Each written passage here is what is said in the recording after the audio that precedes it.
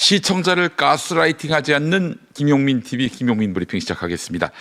10월 22일 수요일 아침 고향 창릉이 현재 4도입니다. 네, 이틀째 초겨울 날씨가 이어지는 가운데 어제 아침은 그제보다 더 추웠습니다. 특히 파주 같은 경우 대관령보다도 더 낮은 영하권으로 떨어지면서 서리까지 관측됐는데요. 자, 오늘도 그 추운 날씨가 계속 이어지고 있습니다. 나오실 때 단단히 차려입고 나오셔야겠습니다. 국가데이터처가 올해로 100주년을 맞은 2025년 인구주택 총조사를 오늘부터 다음 달 18일까지 전국 각지에서 시행합니다. 네, 그래서 어떤 결과가 나올지 주목되고요. 오늘 국회 외교통일위원회와 농림축산식품 해양수산위원회 등 11개 상임위가 국정감사를 실시하는데 특히 주 캄보디아 대사관과 해양경찰청을 상대로 한 조사가 또 주목됩니다. 주 캄보디아 대사관 국감에서는 최근 불거진 한국인을 대상으로 한 고문과 폭행, 사망 사건에 대한 질의가 집중될 것으로 예상됩니다.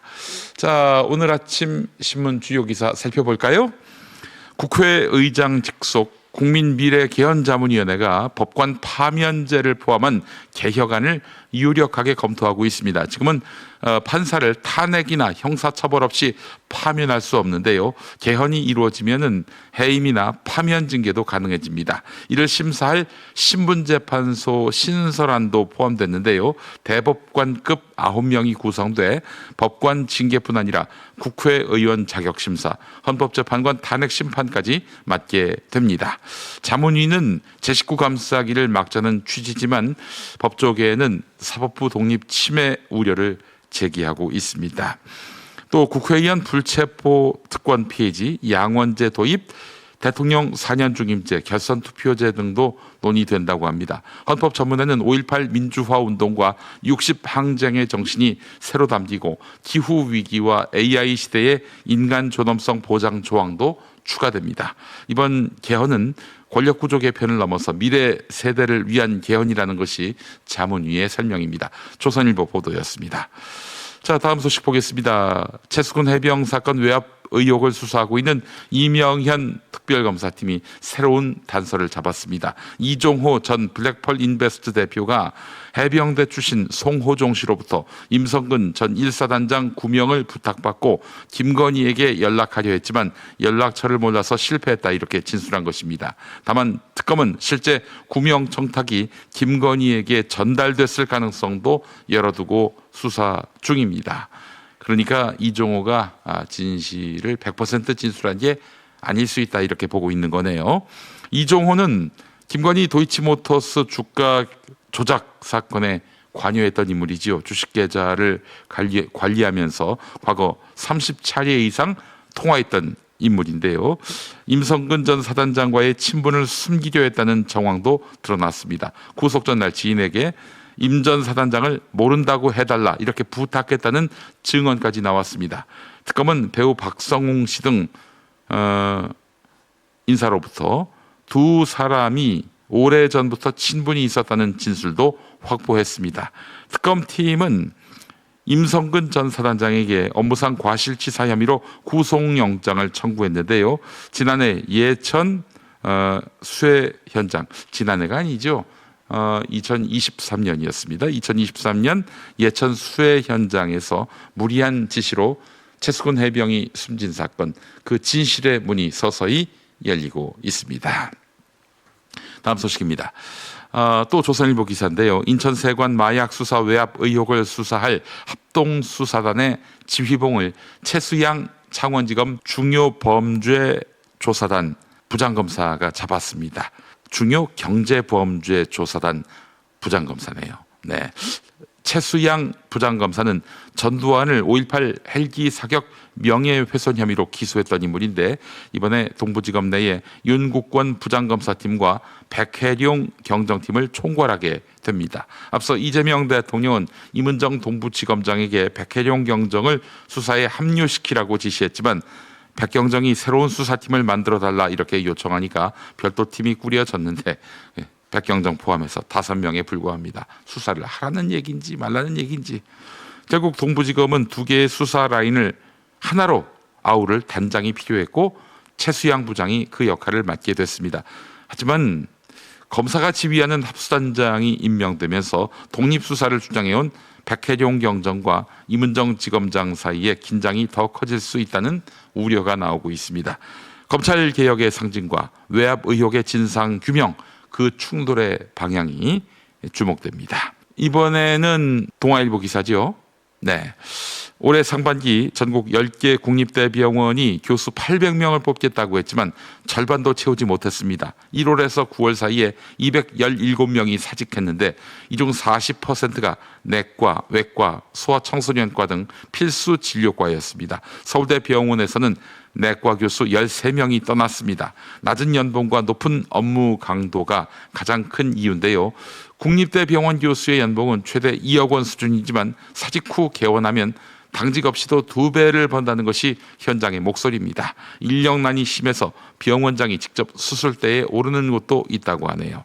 국립대병원은 기타 공공기관으로 묶여서 인건비 한도 규제를 받다 보니 민간병원처럼 인재를 영입하기도 어렵습니다. 10곳 중에 9곳이 자본 잠식 상태로 시설 투자도 못하고 있습니다. 정부는 병원 소관부처를 복지부로 이관해서 인건비 규제를 풀겠다는 방침이지만 현장에서는 이대로면 지방 의료의 붕괴가 현실이 될 것이다. 이런 절박한 목소리가 나오고 있습니다. 마지막 소식은 한국일보 기사입니다. 공교육을 떠난 아이들이 다니는 대한교육기관, 그중 일부가 편향된 역사관과 극단적 사상을 주입한다는 논란이 커지고 있죠. 대개 극우들입니다. 극우들. 또 그 극우 학교들의 기반이 개신교회고요. 문제는 이런 기관들 중 상당수가 교육청에 정식 등록돼 있고 예산 지원까지 받지만 정작 교육 과정에 대한 점검은 거의 이루어지지 않았다는 사실입니다.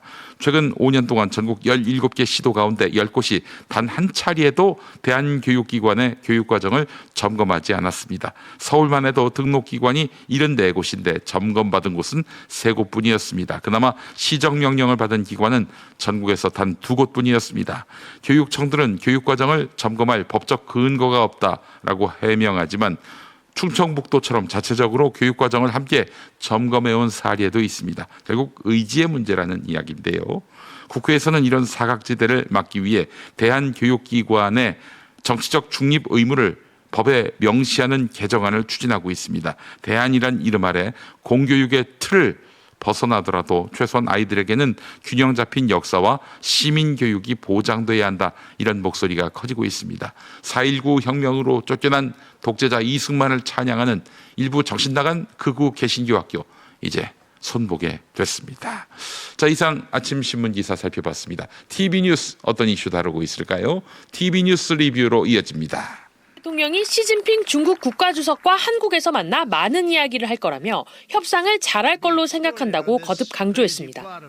그러면서 관세 압박 카드로 한국 등과도 협상을 잘했다면서 이틀 연속 한국을 언급했습니다. I think we're going to do well in that negotiation. We've done well, as you know, with Japan, with South Korea, with Europe. 3,500억 달러 대미 투자에 대한 이견으로 한미 간 협상이 교착 상태에 있지만 연일 협상이 다 끝난 것처럼 성과를 내세우고 있는 겁니다. 다음 주 에이펙 정상회의를 앞두고 외교적 성과를 확보해야 하는 정치적 압박이 커진 걸로 풀이됩니다. 민주당이 정부 대책 발표 엿새 만에 부동산 TF 출범을 공식화했습니다. 11호 부동산 대책은 부득이한 수요 억제책이었다며 주택 공급 계획을 철저히 뒷받침하겠다고 했습니다. 또 연내에 추가 공급 대책을 발표하고 민간의 재건축, 재개발 절차를 간소화하겠다고도 예고했습니다. 12월까지는 시군구별 구체적인 공급 계획을 포함하는 주택 공급 관련한 세부 계획을 마련하도록 하겠습니다.